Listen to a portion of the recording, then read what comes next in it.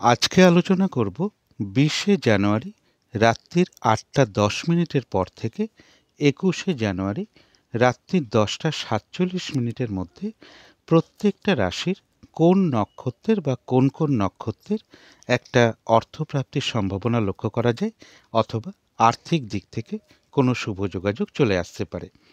তবে এটা কিন্তু শতকরা ৬০ থেকে ৬৫ জনের ক্ষেত্রে কিংবা ম্যাক্সিমাম ৭০ জনের ক্ষেত্রে একটা মেলবার সম্ভাবনা থাকবে। প্রথম যে রাশিটা নিয়ে আলোচনা করব মেষ রাশি নিয়ে। মেষ রাশির ক্ষেত্রে ২০শে জানুয়ারি রাত্রির ৮টা ১০ মিনিটের পর থেকে ২১শে জানুয়ারি রাত্রির ১০টা ৪৭ মিনিটের মধ্যে মেষ রাশির যারা অশ্বিনী নক্ষত্র রয়েছেন তাদের ক্ষেত্রে কিন্তু খুব একটা অর্থপ্রাপ্তির সম্ভাবনা লক্ষ্য করা যায় না। তবে যারা মেষ রাশির ভরণী নক্ষত্র রয়েছেন তাদের ক্ষেত্রে একটা অর্থপ্রাপ্তির সম্ভাবনা লক্ষ্য করা যায় অথবা আর্থিক দিক থেকে কোনো শুভ যোগাযোগ চলে আসতে পারে। তবে যারা মেষ রাশির কৃত্তিকা নক্ষত্র রয়েছেন তাদের ক্ষেত্রে কিন্তু খুব একটা অর্থপ্রাপ্তির সম্ভাবনা লক্ষ্য করা যায় না। তো এই ছিল মেষ রাশি নিয়ে কিছু আলোচনা। এবার আলোচনা করব বৃষ রাশি নিয়ে। বৃষ রাশির ক্ষেত্রে ২০শে জানুয়ারি রাত্রির ৮টা ১০ মিনিটের পর থেকে ২১শে জানুয়ারি রাত্রির ১০টা ৪৭ মিনিটের মধ্যে বৃষ রাশির যারা কৃত্তিকা নক্ষত্র রয়েছেন তাদের ক্ষেত্রে খুব একটা অর্থপ্রাপ্তির সম্ভাবনা লক্ষ্য করা যায় না। তবে যারা বৃষ রাশির রোহিণী নক্ষত্র রয়েছেন তাদের ক্ষেত্রে একটা অর্থপ্রাপ্তির সম্ভাবনা লক্ষ্য করা যায় অথবা আর্থিক দিক থেকে কোনো শুভ যোগাযোগ চলে আসতে পারে। এবং যারা বৃষ রাশির মৃগশিরা নক্ষত্র রয়েছেন তাদের ক্ষেত্রেও একটা অর্থপ্রাপ্তির সম্ভাবনা লক্ষ্য করা যায় অথবা আর্থিক দিক থেকে কোনো শুভ যোগাযোগ চলে আসতে পারে। তবে মৃগশিরা নক্ষত্রের ক্ষেত্রে একটু বাধা বিঘ্নতার মধ্য থেকে কিছুটা অর্থপ্রাপ্তির সম্ভাবনা লক্ষ্য করা যায়। তো এই ছিল বৃষ রাশি নিয়ে কিছু আলোচনা। এবার আলোচনা করব মিথুন রাশি নিয়ে। মিথুন রাশির ক্ষেত্রে ২০শে জানুয়ারি রাত্রির ৮টা ১০ মিনিটের পর থেকে ২১শে জানুয়ারি রাত্রির ১০টা ৪৭ মিনিটের মধ্যে মিথুন রাশির যারা মৃগশিরা নক্ষত্র রয়েছেন তাদের ক্ষেত্রে একটা অর্থপ্রাপ্তির সম্ভাবনা লক্ষ্য করা যায় অথবা আর্থিক দিক থেকে কোনো শুভ যোগাযোগ চলে আসতে পারে।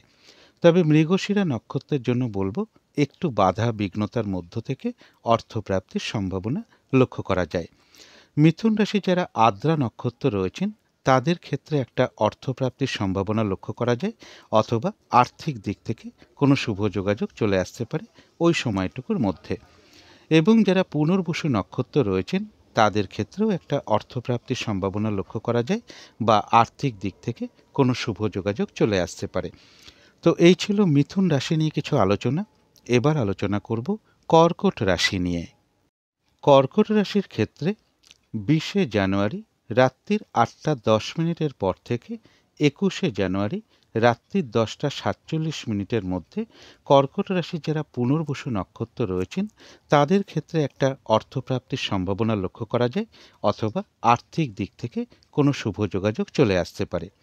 তবে যারা কর্কট রাশির পুষ্যা নক্ষত্র রয়েছেন তাদের ক্ষেত্রে কিন্তু খুব একটা অর্থপ্রাপ্তির সম্ভাবনা লক্ষ্য করা যায় না। তবে যারা কর্কট রাশির অশ্লেষা নক্ষত্র রয়েছেন তাদের ক্ষেত্রে কিন্তু একটা অর্থপ্রাপ্তির সম্ভাবনা লক্ষ্য করা যায় অথবা আর্থিক দিক থেকে কোনো শুভ যোগাযোগ চলে আসতে পারে। তো এই ছিল কর্কট রাশি নিয়ে কিছু আলোচনা। এবার আলোচনা করব সিংহ রাশি নিয়ে। সিংহ রাশির ক্ষেত্রে ২০শে জানুয়ারি রাত্রির ৮টা ১০ মিনিটের পর থেকে ২১শে জানুয়ারি রাত্রির ১০টা ৪৭ মিনিটের মধ্যে সিংহ রাশির যারা মঘা নক্ষত্র রয়েছেন তাদের ক্ষেত্রে খুব একটা অর্থপ্রাপ্তির সম্ভাবনা লক্ষ্য করা যায় না। তবে যারা সিংহ রাশির পূর্ব ফাল্গুনী নক্ষত্র রয়েছেন তাদের ক্ষেত্রে একটা অর্থপ্রাপ্তির সম্ভাবনা লক্ষ্য করা যায় অথবা আর্থিক দিক থেকে কোনো শুভ যোগাযোগ চলে আসতে পারে। এবং যারা সিংহ রাশির উত্তর ফাল্গুনী নক্ষত্র রয়েছেন তাদের ক্ষেত্রে কিন্তু খুব একটা অর্থপ্রাপ্তির সম্ভাবনা লক্ষ্য করা যায় না। তো এই ছিল সিংহ রাশি নিয়ে কিছু আলোচনা। এবার আলোচনা করব কন্যা রাশি নিয়ে। কন্যা রাশির ক্ষেত্রে ২০শে জানুয়ারি রাত্রির ৮টা ১০ মিনিটের পর থেকে একুশে জানুয়ারি রাত্রি 10টা 47 মিনিটের মধ্যে কন্যা রাশির যারা উত্তর ফাল্গুনী নক্ষত্র রয়েছেন তাদের ক্ষেত্রে খুব একটা অর্থপ্রাপ্তির সম্ভাবনা লক্ষ্য করা যায় না। তবে যারা কন্যা রাশির হস্তা নক্ষত্র রয়েছেন তাদের ক্ষেত্রে একটা অর্থপ্রাপ্তির সম্ভাবনা লক্ষ্য করা যায়, অথবা আর্থিক দিক থেকে কোনো শুভ যোগাযোগ চলে আসতে পারে। এবং যারা কন্যা রাশির চিত্রা নক্ষত্র রয়েছেন তাদের ক্ষেত্রেও কিন্তু খুব একটা অর্থপ্রাপ্তির সম্ভাবনা লক্ষ্য করা যায় না। তো এই ছিল কন্যা রাশি নিয়ে কিছু আলোচনা। এবার আলোচনা করব তুলা রাশি নিয়ে। তুলা রাশির ক্ষেত্রে 20শে জানুয়ারি রাত্রির 8টা 10 মিনিটের পর থেকে 21শে জানুয়ারি রাত্রির 10টা 47 মিনিটের মধ্যে তুলা রাশির যারা চিত্রা নক্ষত্র রয়েছেন তাদের ক্ষেত্রে খুব একটা অর্থপ্রাপ্তির সম্ভাবনা লক্ষ্য করা যায় না। তবে যারা তুলা রাশির সাথী নক্ষত্র রয়েছেন তাদের ক্ষেত্রে একটা অর্থপ্রাপ্তির সম্ভাবনা লক্ষ্য করা যায়, অথবা আর্থিক দিক থেকে কোনো শুভ যোগাযোগ চলে আসতে পারে। এবং যারা তুলা রাশির বিশাখা নক্ষত্র রয়েছেন তাদের ক্ষেত্রেও একটা অর্থপ্রাপ্তির সম্ভাবনা লক্ষ্য করা যায়, অথবা আর্থিক দিক থেকে কোনো শুভ যোগাযোগ চলে আসতে পারে। তো এই ছিল তুলা রাশি নিয়ে কিছু আলোচনা। এবার আলোচনা করব বৃশ্চিক রাশি নিয়ে। বৃশ্চিক রাশির ক্ষেত্রে 20শে জানুয়ারি রাত্রির 8টা 10 মিনিটের পর থেকে 21শে জানুয়ারি রাত্রির 10টা 47 মিনিটের মধ্যে বৃশ্চিক রাশির যারা বিশাখা নক্ষত্র রয়েছেন তাদের ক্ষেত্রে একটা অর্থপ্রাপ্তির সম্ভাবনা লক্ষ্য করা যায়, অথবা আর্থিক দিক থেকে কোনো শুভ যোগাযোগ চলে আসতে পারে। বৃশ্চিক রাশির যারা অনুরাধা নক্ষত্র রয়েছেন তাদের ক্ষেত্রেও একটা অর্থপ্রাপ্তির সম্ভাবনা লক্ষ্য করা যায়, অথবা আর্থিক দিক থেকে কোনো শুভ যোগাযোগ চলে আসতে পারে। তবে অনুরাধা নক্ষত্রের ক্ষেত্রে বলবো কিছুটা বাধা বিঘ্নতার মধ্য থেকে কিছু অর্থপ্রাপ্তির সম্ভাবনা লক্ষ্য করা যায়। বৃশ্চিক রাশির যারা জ্যেষ্ঠা নক্ষত্র রয়েছেন তাদের ক্ষেত্রেও একটা অর্থপ্রাপ্তির সম্ভাবনা লক্ষ্য করা যায়, অথবা আর্থিক দিক থেকে কোনো শুভ যোগাযোগ চলে আসতে পারে। তো এই ছিল বৃশ্চিক রাশি নিয়ে কিছু আলোচনা। এবার আলোচনা করব ধনু রাশি নিয়ে। ধনু রাশির ক্ষেত্রে 20শে জানুয়ারি রাত্রির 8টা 10 মিনিটের পর থেকে 21শে জানুয়ারি রাত্রির 10টা 47 মিনিটের মধ্যে ধনু রাশির যারা মূলা নক্ষত্র রয়েছেন তাদের ক্ষেত্রে একটা অর্থপ্রাপ্তির সম্ভাবনা লক্ষ্য করা যায়, অথবা আর্থিক দিক থেকে কোনো শুভ যোগাযোগ চলে আসতে পারে। তবে ধনুরাশির মূলা নক্ষত্রের ক্ষেত্রে বলবো একটু বাধা বিঘ্নতার মধ্য থেকে কিছু অর্থপ্রাপ্তির সম্ভাবনা লক্ষ্য করা যায়। এবং যারা ধনুরাশির পূর্বাষাঢ়া নক্ষত্র রয়েছেন তাদের ক্ষেত্রেও একটা অর্থপ্রাপ্তির সম্ভাবনা লক্ষ্য করা যায়, অথবা আর্থিক দিক থেকে কোনো শুভ যোগাযোগ চলে আসতে পারে। তবে ধনুরাশির যারা উত্তরাষাঢ়া নক্ষত্র রয়েছেন তাদের ক্ষেত্রে কিন্তু খুব একটা অর্থপ্রাপ্তির সম্ভাবনা লক্ষ্য করা যায় না। তো এই ছিল ধনু রাশি নিয়ে কিছু আলোচনা। এবার আলোচনা করব মকর রাশি নিয়ে। মকর রাশির ক্ষেত্রে 20শে জানুয়ারি রাত্রির 8টা 10 মিনিটের পর থেকে 21শে জানুয়ারি রাত্রির 10টা 47 মিনিটের মধ্যে মকর রাশির যারা উত্তরাষাঢ়া নক্ষত্র রয়েছেন তাদের ক্ষেত্রে কিন্তু খুব একটা অর্থপ্রাপ্তির সম্ভাবনা লক্ষ্য করা যায় না।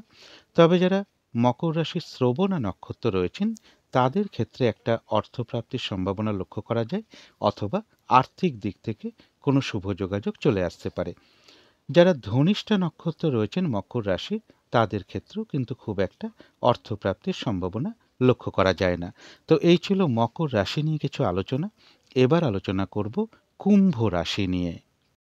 কুম্ভ রাশির ক্ষেত্রে 20শে জানুয়ারি রাত্রির 8টা 10 মিনিটের পর থেকে 21শে জানুয়ারি রাত্রির 10টা 47 মিনিটের মধ্যে কুম্ভ রাশির যারা ধনিষ্ঠা নক্ষত্র রয়েছেন তাদের ক্ষেত্রে খুব একটা অর্থপ্রাপ্তির সম্ভাবনা লক্ষ্য করা যায় না। এবং যারা শতবিশা নক্ষত্র রয়েছেন তাদের ক্ষেত্রেও কিন্তু খুব একটা অর্থপ্রাপ্তির সম্ভাবনা লক্ষ্য করা যাচ্ছে না। কিন্তু যারা পূর্ব ভাদ্রপদ নক্ষত্র রয়েছেন কুম্ভ রাশির তাদের ক্ষেত্রে একটা অর্থপ্রাপ্তির সম্ভাবনা লক্ষ্য করা যায়, অথবা আর্থিক দিক থেকে কোনো শুভ যোগাযোগ চলে আসতে পারে। তো এই ছিল কুম্ভ রাশি নিয়ে কিছু আলোচনা। এবার আলোচনা করব মীন রাশি নিয়ে।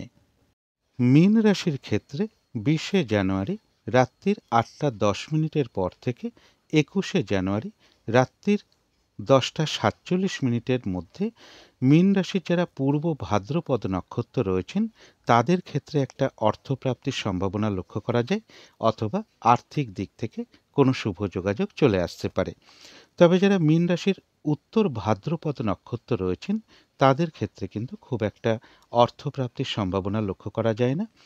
তবে মীন রাশির যারা রেবতী নক্ষত্র রয়েছেন তাদের ক্ষেত্রে একটা অর্থপ্রাপ্তির সম্ভাবনা লক্ষ্য করা যায়, অথবা আর্থিক দিক থেকে কোনো শুভ যোগাযোগ চলে আসতে পারে। তো এই ছিল মীন রাশি নিয়ে কিছু আলোচনা। এখানে শেষ করার আগে একটা আমি কথা আপনাদেরকে বলে দিতে চাই। আমার দৈনিক রাশিফলের ভিডিও বা এই অর্থ সম্পর্কিত এই যে ভিডিও 22 তারিখ থেকে এ মাসের শেষ পর্যন্ত মোটামুটি 30-31 তারিখ পর্যন্ত ভিডিওটা দেওয়া একটু বন্ধ থাকবে। তার কারণ আমি এই সময়টুকু একটু বাইরে চলে যাচ্ছি, ওখান থেকে ফিরে এসে আবার সামনের মাসের প্রথম থেকেই ভিডিওটা নিয়মিত দেওয়ার চেষ্টা করব। তো শেষ করার আগে কালী মায়ের কাছে প্রার্থনা করি আপনাদের সকল দিক থেকে মঙ্গল হোক, সকল দিক থেকে ভালো হোক, এই শুভ কামনা রেখে আজকের মতন এখানেই শেষ করছি।